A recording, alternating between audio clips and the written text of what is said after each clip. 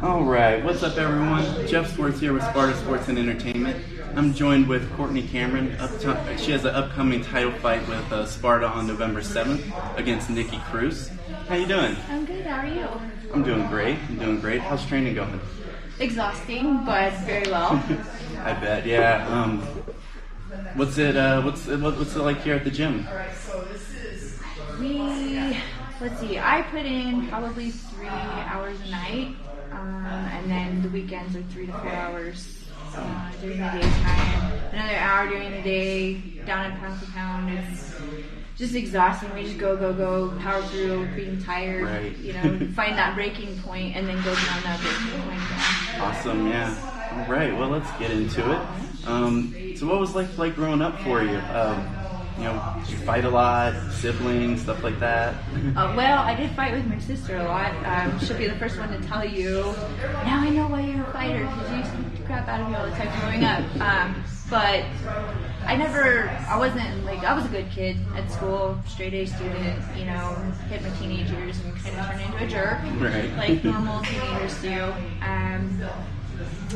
Kind of fell into some bad ways for a little while.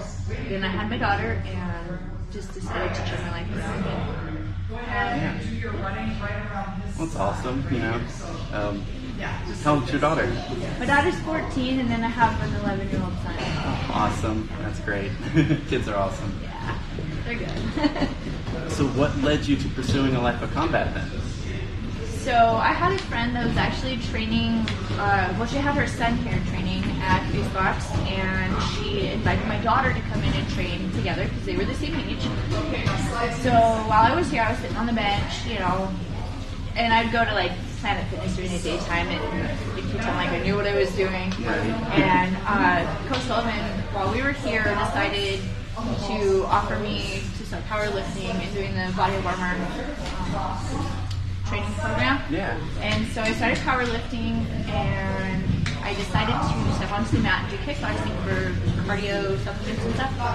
And I fell in love with it. Right. Absolutely fell in love with it. I kind of came by it naturally. Everything just started clicking for me, and I was like, this is the greatest thing ever. That's awesome. Yeah. Great. Let's see. When did you start training to compete? I think I took my first fight 2 years ago in October. And I took that fight on short notice. I want to say it was 4 or 5 weeks notice. But I had been in here training a lot on the mats just to move around, just because I love doing it. And they called Sully, offered him the fight, and he was like, yeah, I think you're ready. I was like, oh, crap, okay, right. Let's do it. Why not? Let's just do it. So, and then it's just been hell the whole time. Right. Awesome. That's great. What was the result of that first fight? I won that one. Unanimous decision. Yeah, it was cool. It was crazy. It was scary. Nerve-wracking, I bet. Yeah, it was great. But I walked away with a victory on that one. Great. So tell me about your gym here at Box Sambo 1. Why is this your gym? This is where I started, and this is what built my foundation as a fighter. This is my home. This is my family. Not only in the cage, but outside in life as well. I've been through some stuff, and everybody in the gym's been there for me. And it just feels like home. Awesome. Yeah. Who are your coaches? So Tim, and Mike Sullivan, and Derek Blair. All three of them have been putting in hours like crazy to help me. Awesome. So how important has this gym been to your success? Oh, incredibly important. I don't think I would be where I am without the foundation here. I don't know, something clicks here, and I think stylistically the way I fight goes along with the way that Sully teaches, and so it works. Right. It works really well. Plus we have a different style of fighting, so, and that's what I like. It's different, it's unexpected. Gotcha. Awesome. So you also started training over at Pound for Pound Fitness as well. Yes. There's a lot of heavy hitters over there. Yeah. What's that like? I was very intimidated at first. I'm not gonna lie. I have been here for years, and so traveling outside of my comfort zone and going somewhere else was a very scary experience. And I was like, kind of thought of it as a test to see how I compared to outside world. Yeah. And I found that I was faring very well down there. I can keep up with the classes, like the sparring rounds. I'm not dying. I'm not. They definitely pushed me for sure. It's definitely been a challenge, but a very welcome challenge. That's awesome. That's great. Yeah. So I've got you at 5-2 in kickboxing and 2-0 in boxing. Yep. Tell me about those 2 losses. What do you think you could have done differently to secure the win there? So the first loss was the Muay Thai tournament in 2019, the Khortni Kamyron Muay Thai tournament. I think with that one, I was a little timid. I wasn't as aggressive as I could have been.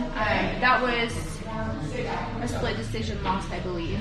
I think I just being more aggressive probably would have secured the win on that one.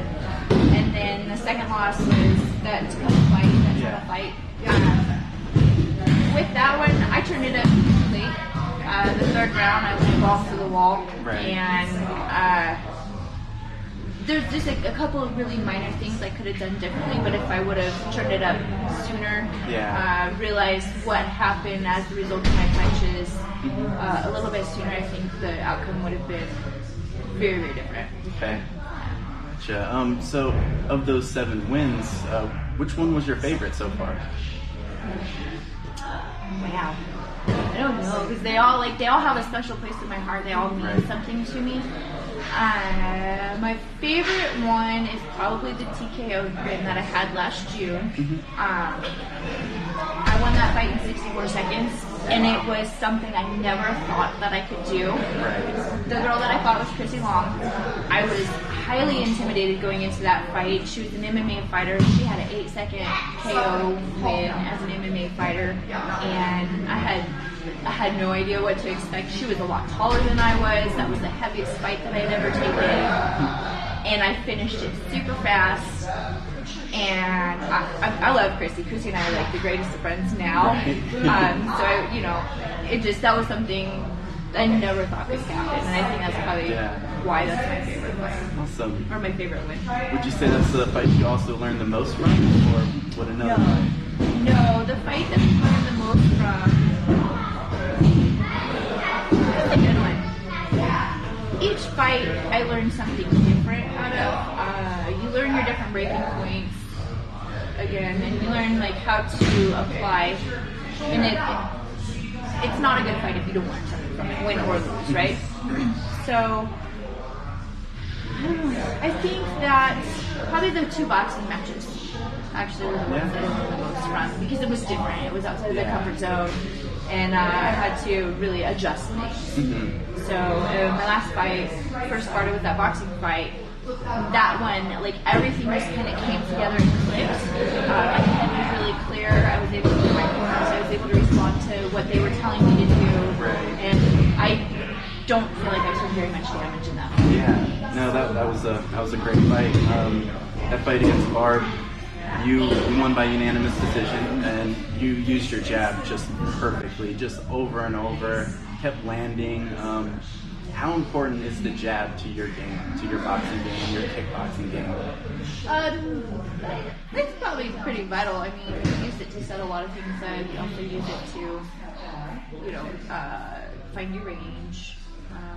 And I'm very, very. I'm just now starting to learn the importance of the jab. Everybody's like, jab, jab, jab, jab.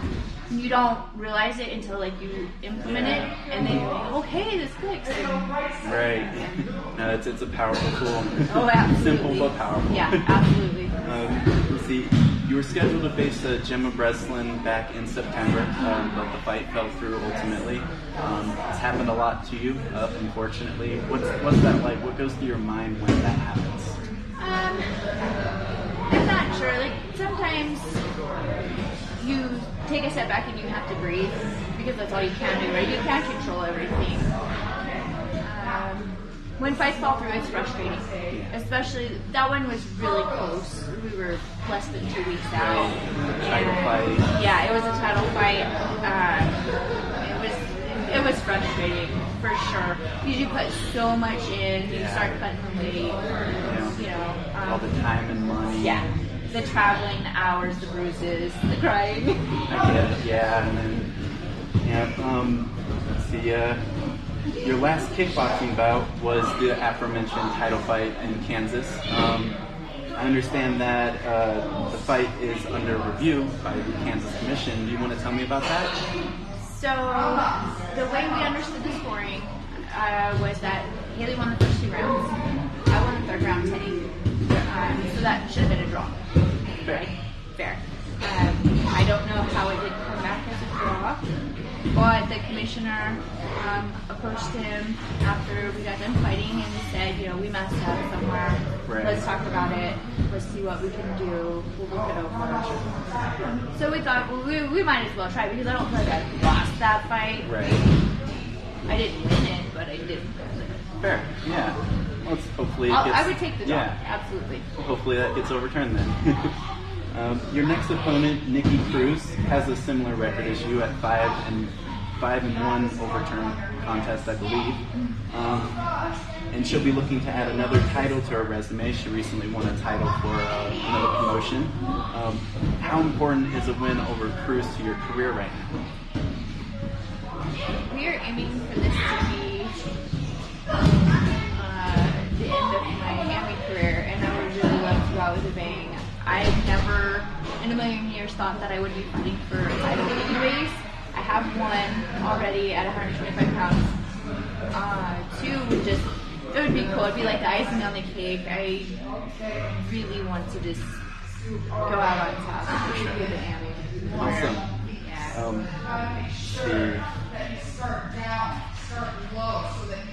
So we actually just talked about my next question is your plans after this fight is to go pro.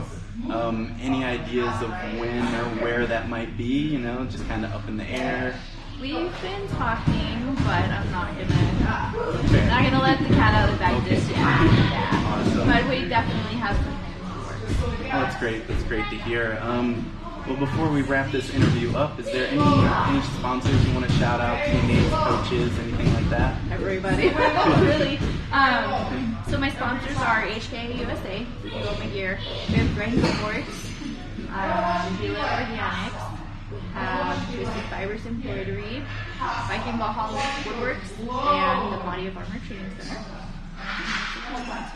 And then as far as teammates, everybody that's sweat with me, that's punched me, that's kicked me, that's drilled with me. It's everybody. I have Derek, Tim, Sully, Justin, Clem as my coaches. Everybody at Kickboxing, pound for pound, they've pushed me. Oh my gosh, I've been on the floor crying because I've been exhausted. And there's certain people that are like, come on, get up, you got this. Or when I feel like I'm hitting a brick wall, they're like, dude, you're good, you've got this, keep going, I know it sucks, keep pushing through. Every single one of those people means so much, and I honestly, I couldn't do it without them. I bet. Yeah. That's great. Awesome. Well, good luck it's November 7th in Cheyenne, Wyoming. Sparta Sports and Entertainment is going to be Sparta, Wyoming 4, Leduc versus Washington 2. Khortni Kamyron is going to be facing Nikki Cruz on November 7th live on pay-per-view. www.spartase.com/pay-per-view is where you get it. Make sure you order that. Use fighter code Cameron. That'll get her some commission on that pay-per-view.